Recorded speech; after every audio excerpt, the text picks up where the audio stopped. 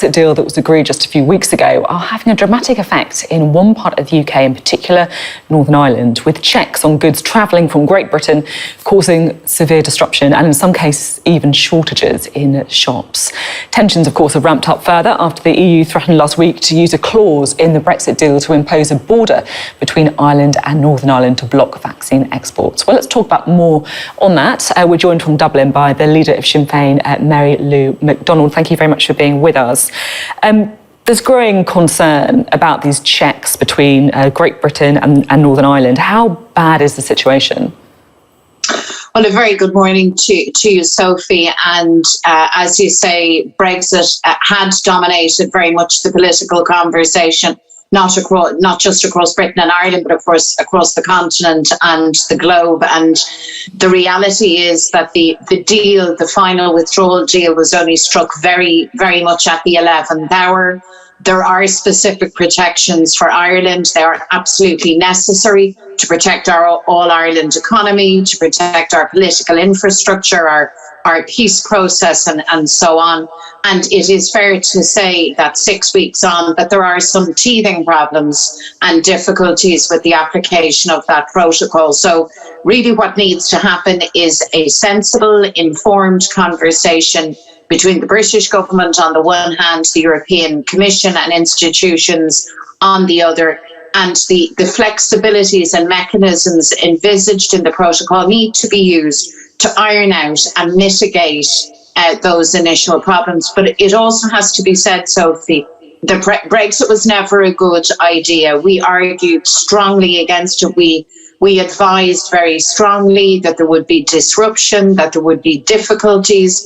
And really, it should not come as any surprise to any sensible person that we are now facing into some level of disruption and difficulty. The protocol flexibility will deal with a lot of those concerns, but no one should pretend, least of all the Brexiteers who shouted most loudly for Brexit and told us that Brexit is Brexit.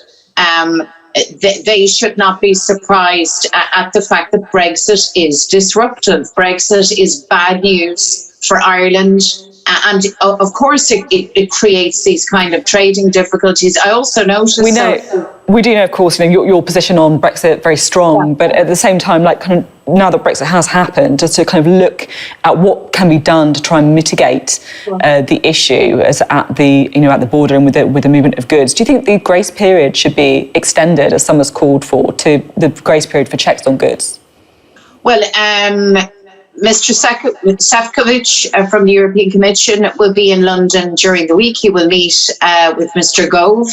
And I think, firstly, there needs to be a very detailed examination of exactly where the bottlenecks are. And I think there needs to be an assessment of the flexibilities that we have and how they have been applied or not. So that's the first job of work. And then beyond that, there needs to be a consideration of what we can do whilst respecting the fact that the protocol is now in play. It is a matter of international law. It is absolutely necessary to protect just the baseline issues for the island of Ireland. But I think all of these things, Sophie, are surmountable once we have calm and once we have a sensible conversation. And I've said, I think, to yourself, Sophie, amongst others, many, many times, I mean, the truth is that Britain or England in particular has decided to Brexit, and who are we to stop that, although we regard it as ill-advised, but that's just a view. We respect the democratic wishes of your people, but equally there has to be a respect that a Brexit that was not sanctioned democratically by the people of the north of Ireland cannot wreck the Irish economy and the stability that has been painstakingly constructed by all of us over decades now. Talking about that stability that's been painstakingly constructed by people, the EU hasn't exactly helped matters either, has it? They threatened to trigger Article 16 to stop vaccine exports to Northern Ireland. That would effectively have created a hard border. I know that they rolled back, but they haven't exactly led to the calm and sensible conversations that you've been talking about. Yeah, I mean, I agree, and everybody agrees that the talk some days ago about any prospect of triggering Article 16 was absolutely ill-judged. And fortunately, the European institutions stepped back from that very quickly when they gauged the reaction of everyone, including all of us on the island of Ireland. So that didn't happen, nor should it. And so, therefore, I think any talk from any quarter of some kind of retaliatory tit-for-tat approach by the British government, I think is just very, very reckless. I think good sense, common sense, and a real understanding that Brexit is for keeps. I mean, this is a big game changer for all of us, and it has to be managed in a way that is sensible, in a way that is fair. None of us wanted trading barriers between our island and the island of Britain or across the continent, but Brexit has happened, and in some respects, those that advocated this so strongly now need to very much accept the fact that these are the consequences of their decisions. And for us on the island of Ireland, there is the immediate need to have the protocol work to protect Irish jobs and livelihoods,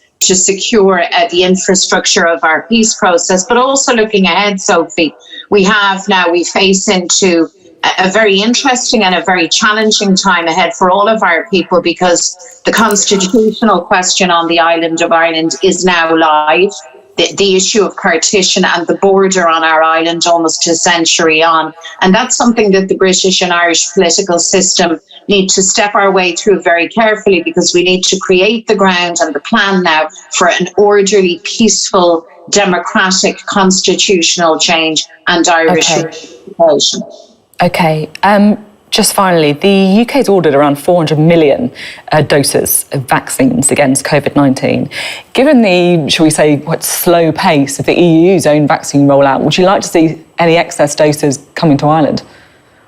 Yes, I would like to see, not just between Ireland and Britain, but globally, a real sense of generosity and solidarity when it comes to vaccination, because we need to ensure that there is not a reservoir of this virus anywhere. I mean, we live in a global community, so any notion of kind of a narrow nationalist view of... Specifically, though, would you like to see vaccines from the UK going to Ireland?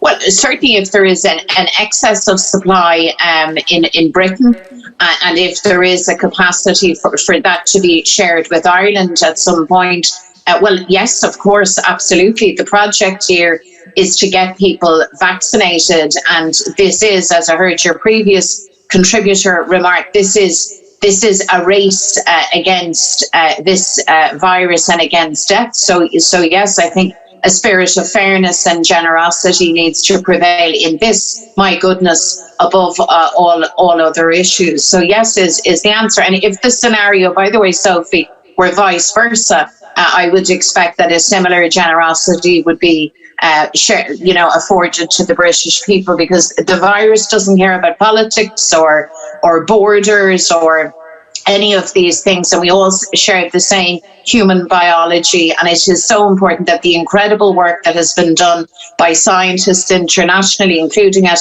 Oxford University and across the globe, that the fruits of that endeavour and knowledge and expertise is shared in the way that good science would intend. And that means keeping all of our fellow human citizens safe and alive and well.